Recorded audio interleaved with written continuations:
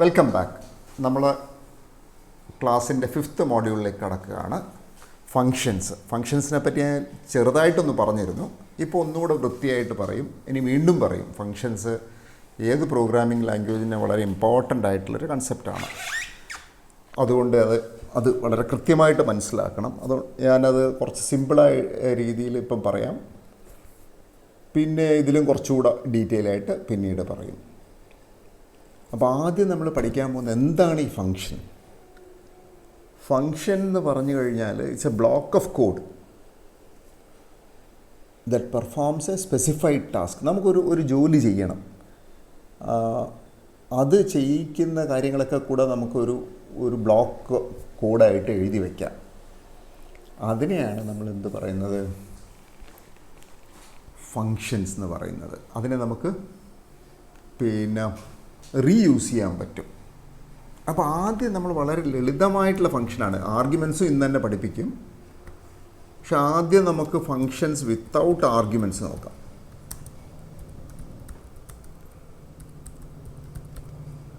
നമ്മൾ ഫങ്ഷൻ ഉപയോഗിക്കണമെങ്കിൽ ആ ബ്ലോക്ക് ഓഫ് കോഡ് ആദ്യം നമ്മൾ ഡിഫൈൻ ചെയ്യണം. ആ ഡിഫൈൻ ചെയ്ത് എങ്ങനെയാണെന്ന് നോക്കാം.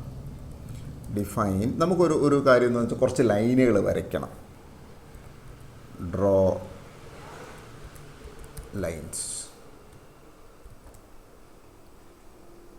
അപ്പോൾ ഇത് പലപ്പോഴായിട്ട് നമുക്ക് ലൈനുകൾ വരയ്ക്കണം എന്നിരിക്കട്ടെ. അങ്ങനെയാണെങ്കിൽ ഡ്രോ ലൈൻസ് എന്ന് എഴുതിയിട്ട് നമുക്ക് എന്ത് കൊടുക്കാം, ഒരു 3 ലൈനാണ് വരയ്ക്കേണ്ടത് പലപ്പോഴും. ഫോർ ഐ ഇൻ റേഞ്ച് 3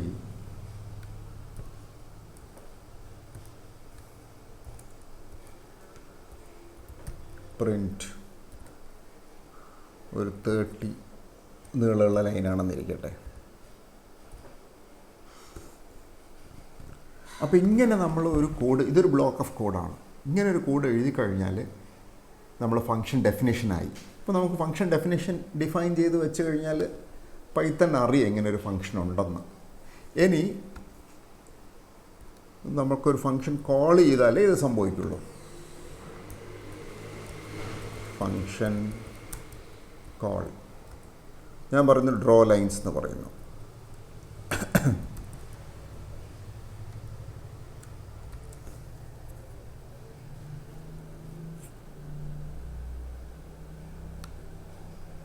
മൂന്ന് ലൈൻ വരച്ചു.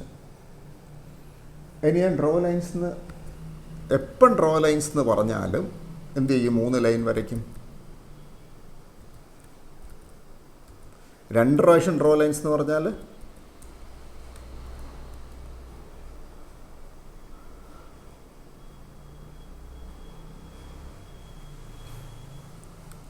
എന്ത് ചെയ്യും, ആദ്യം 3 ലൈൻ വരയ്ക്കും, പിന്നെയും 3 ലൈൻ വരയ്ക്കും. അപ്പോൾ നമുക്കപ്പം ഡ്രോ ലൈൻസിന് വേണമെന്നുണ്ടെങ്കിൽ എപ്പോഴെപ്പോഴും നമ്മൾ ഈ പ്രിൻറ്റും ഫോറും ഒന്നും എഴുതേണ്ട കാര്യമില്ല. ഡ്രോ ലൈൻസിന് മാത്രം എഴുതിയാൽ മതി. ക്ലിയർ അല്ലേ? ഇനിയിപ്പോൾ നമുക്കൊരു ലാഫ്, ഞാൻ ഇടയ്ക്ക് പറയുന്നതാണ് പ്രിൻ്റ് ഹ എന്ന് പറയുന്നുണ്ട്. അപ്പോൾ അതിനു വേണ്ടി വേണം നമുക്കൊരു ഫങ്ഷൻ എഴുതാം. Def laugh.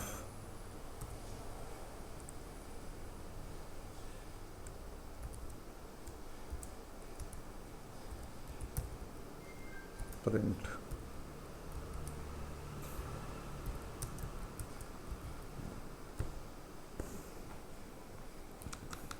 രണ്ട് പ്രാവശ്യം ഹ എന്ന് പറയണമെങ്കിൽ നമുക്കതും ചെയ്യാം.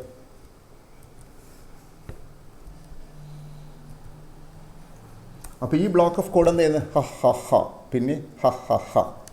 അപ്പോൾ അതാണ് നമ്മൾ ലാഫ് എന്നുള്ളൊരു ഫങ്ഷൻ. അപ്പോൾ ഇതിന് നമ്മൾ ആർഗ്യുമെൻറ്റ്സ് ഒന്നുമില്ല. ഇനി ആ ലാഫ് എന്ന് പറഞ്ഞാൽ എന്തുണ്ടാവും,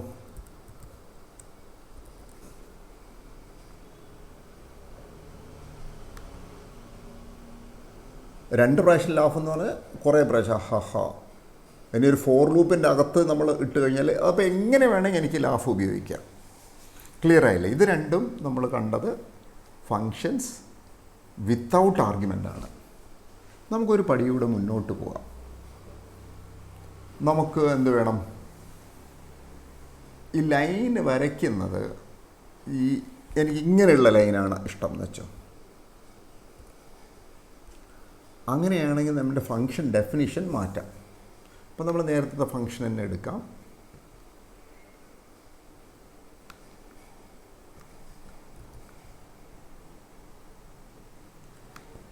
ഇതൊരു പുതിയ ടൈപ്പ് ഫംഗ്ഷനാണ്, അതുകൊണ്ട് ഡ്രോ ലൈൻസ് നമ്മൾ 2 എന്ന് വിളിക്കാം. വിത്ത് ആർഗ്യുമെൻറ്റ്സ് ആണ്. ഇവിടെ CH എന്ന് കൊടുക്കാം. അപ്പോൾ അതിന് പകരം അപ്പോൾ ഞാൻ എന്ത് ചെയ്യും, ഇപ്പോൾ CH നമ്മൾ മൈനസാണ് കൊടുത്തെങ്കിൽ അത് അതേപോലത്തെ വരും. അതിന് പകരം സ്റ്റാർ കൊടുത്തെങ്കിൽ ആ രീതിയിൽ വരും. നമുക്ക് ഈ ഫംഗ്ഷൻ ഡെഫിനിഷൻ, ഇപ്പോൾ ഈ ഫംഗ്ഷൻ്റെ പേര് മാറ്റാം. നമുക്ക് ഡ്രോ ലൈൻസ് 2 എന്ന് കൊടുക്കാം.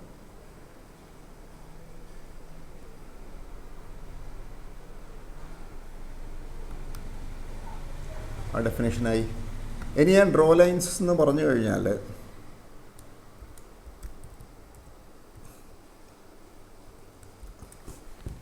ഇതിനെയാണ് നമ്മൾ ഫംഗ്ഷൻ കോൾ എന്ന് പറയുന്നത്. ഡ്രോ ലൈൻസ് 2 എന്ന് പറഞ്ഞ ഒരു ബ്രാക്കറ്റ് ഇട്ടു. ഇതിനെയാണ് ഫംഗ്ഷൻ കോൾ. ഇതിലൊരു ചെറിയ മിസ്റ്റേക്ക് ഉണ്ട്, നിങ്ങൾക്ക് കണ്ടുപിടിക്കാവൂ. നമ്മൾ പൈത്തൺ ഇത് ഇൻ്റർപ്രറ്റർ കണ്ടുപിടിക്കുമെന്ന് നോക്കാം. എന്താ പറയുക, draw lines 2 missing 1 required positional argument CH. നമ്മളിവിടെ CH കൊടുത്തില്ല. അപ്പോൾ നമ്മൾ എന്തെങ്കിലും ഇവിടെ കൊടുക്കണം. ഫോർ എക്സാമ്പിൾ ഞാൻ ഇത് കൊടുത്തെന്നിരിക്കട്ടെ, ഹാഷ് കൊടുത്തു. ഇനി ഡ്രോ ലൈൻ CH വിളിച്ച് നോക്കാം. അപ്പോൾ ഹാഷിൻ്റെ ലൈൻ വന്നു. അപ്പോൾ ഇനി ഞാൻ ഡ്രോ ലൈൻസ് പല സ്റ്റൈലിൽ വിളിക്കുന്നു.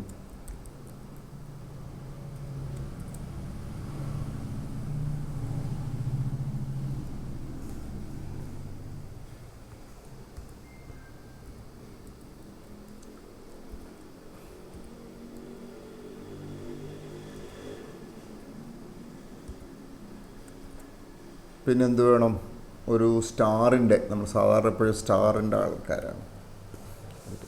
അപ്പോൾ 3 പ്രാവശ്യം നമ്മൾ ഈ ഫംഗ്ഷൻ കോൾ ചെയ്യുന്നു. ആദ്യം ഹാഷ് വെച്ചിട്ട്, പിന്നെ എക്സ് വെച്ചിട്ട്, പിന്നെ സ്റ്റാർ വെച്ചിട്ട്. വേണം പിന്നെയും വിളിക്കാം.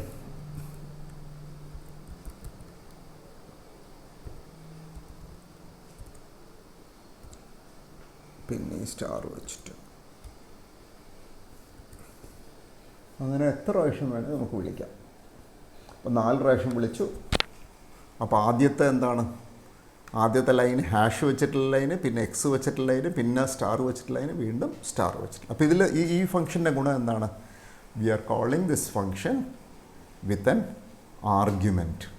അപ്പോൾ ഇവിടെ ആർഗ്യുമെൻ്റ് എന്താണ്, CH ആണ്. അപ്പോൾ നമ്മൾ എന്ത് പഠിച്ചു, നമ്മൾ we have learned function with argument and function without argument. അത് കൂടാതെ നമ്മൾ എന്താ പഠിച്ചത്, ഫംഗ്ഷൻ എന്ന് പറഞ്ഞാൽ it's A block of code that performs A specified task and can be reused multiple times. അപ്പോൾ ഫംഗ്ഷൻ എന്താണെന്ന് പറയാം. Functions are block of code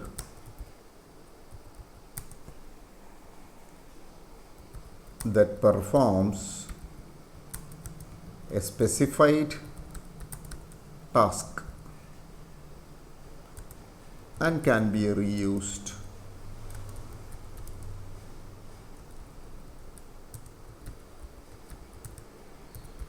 multiple times. ഇതൊരു കോഡല്ല, അതുകൊണ്ട് വേണമെങ്കിൽ മാർക്ക് ഡൗൺ ആക്കിയിട്ടേക്കാം. അപ്പോൾ ഇത് ക്ലിയർ അല്ലേ. പിന്നെ നമ്മൾ പഠിച്ച ഒരു കാര്യം, ഫംഗ്ഷൻ ഡെഫിനിഷൻ്റെ സ്റ്റൈൽ എന്താണ്, അതിൻ്റെ സിൻറ്റാക്സ് എന്താണ്. ഡെഫ് ഉണ്ടാവും, അത് കഴിഞ്ഞിട്ട് ഫംഗ്ഷൻ നെയിം ഉണ്ടാവും, അത് കഴിഞ്ഞിട്ട് ഓപ്ഷണൽ ആർഗ്യുമെൻറ്റ്സ് ഉണ്ട്, അത് കഴിഞ്ഞൊരു കോളൻ ഉണ്ട്, പിന്നെ എന്താ ഉള്ളത്, ഫംഗ്ഷൻ ബോഡിയാണ്.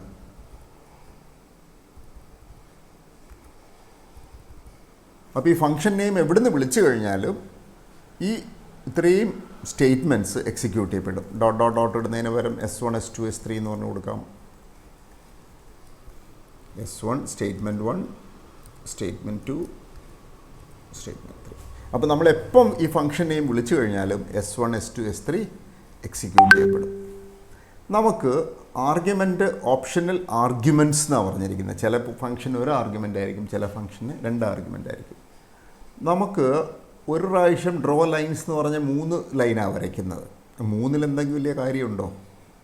അപ്പോൾ നമുക്ക് വേണമെങ്കിൽ വേറൊരു ഫംഗ്ഷൻ കൂടെ എഴുതാം. ഡ്രോ ലൈൻസ് 3 എന്നുള്ളൊരു ഫംഗ്ഷൻ എഴുതാം.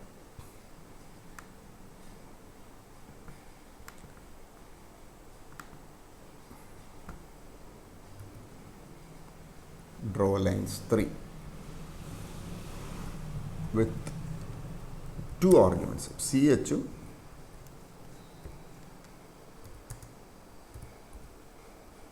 number of lines. അപ്പോൾ ഞാൻ റേഞ്ച് 3 എന്നല്ലേ കൊടുത്തത്, അത് 3 ലൈനാണ് അപ്പം ചെയ്യുന്നത്. അതിന് പകരം നമ്മളിവിടെ നമ്പർ ഓഫ് ലൈൻസ് എന്ന് കൊടുത്തു കഴിഞ്ഞാൽ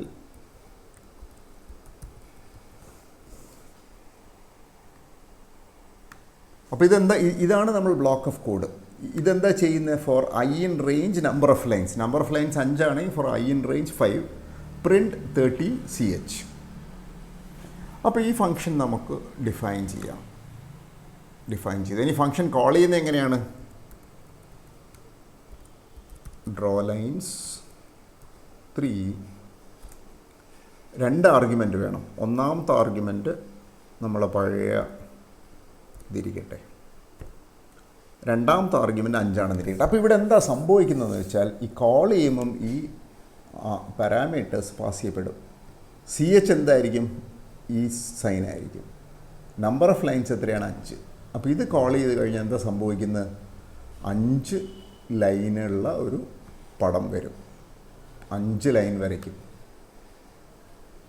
അതേ സമയത്ത് ഇവിടെ X ആണെങ്കിലോ X കൊണ്ട് 5 ലൈൻ വരയ്ക്കും. ഇനി 5-ന് പകരം ഇത്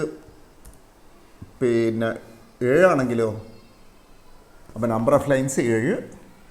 പിന്നെന്താണ് വരയ്ക്കേണ്ട സൂത്രം? X 7 ലൈൻ വരച്ചു.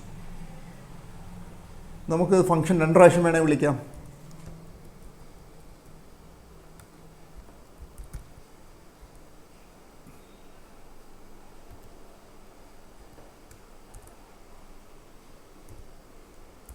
ഹാഷ് വെച്ചിട്ട് ഒരു ലൈൻ വരയ്ക്കാം.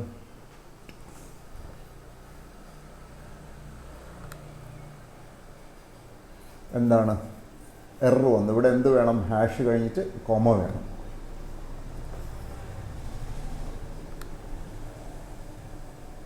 നമുക്ക് ഡ്രോ ലൈൻസ് 2 വേണമെങ്കിൽ വിളിക്കാം കേട്ടോ.